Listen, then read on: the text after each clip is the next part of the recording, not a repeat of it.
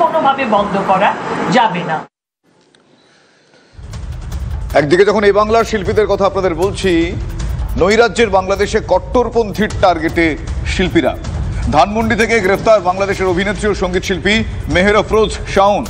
রাষ্ট্রের বিরুদ্ধে ষড়যন্ত্রে জড়িত থাকার অভিযোগে গ্রেফতার করা হয়েছে সাহিত্যিক হুমায়ুন আহমেদের স্ত্রী সায়নকে।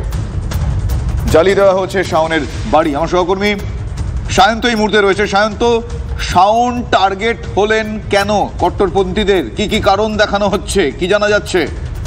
দেখো, বুধবার রাত থেকে বাংলাদেশে একাংশে যে নতুন করে অশান্তি ছড়িয়েছে তার উত্তাপ কিন্তু এবার পড়লো বিনোদন জগতে, বাংলাদেশের বিনোদন জগতে।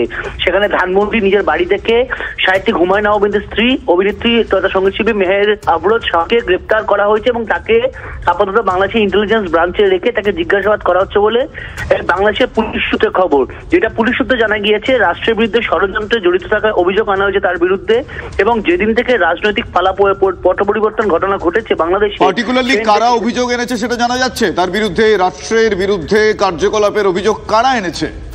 দেখো, যেটা পুলিশ সূত্রে খবর, পুলিশ স্বতঃপ্রণোদিতভাবে মামলা করেছে শাওনের বিরুদ্ধে, যেটা মূলত ঢাকার অতিরিক্ত গোয়েন্দা পুলিশের অতিরিক্ত পুলিশ কমিশনার রেজাউল করিম মল্লিক যেটা জানিয়েছেন যে তার বিরুদ্ধে একাধিক অভিযোগ আনা হচ্ছে এবং তিনি জবে থেকে শেখ হাসিনা সরকারের পরিবর্তন ঘটেছে সেদিন থেকে একাধিক বিষয়ে যারা অভিযোগ আনা হয়েছে, তাকে তুলে নিয়ে যাওয়া হয়েছে, গ্রেফতার করা হয়েছে, এত অব্দি বুঝলাম। আমি যেই বিষয়টা আমি বুঝতে পারছি না, বোঝার চেষ্টা করছি, তা হচ্ছে তার বাড়ি কেন জ্বালিয়ে দেওয়া হয়েছে? অভিযোগ আসছে কি বাড়ি জ্বালিয়ে দেওয়া যায়?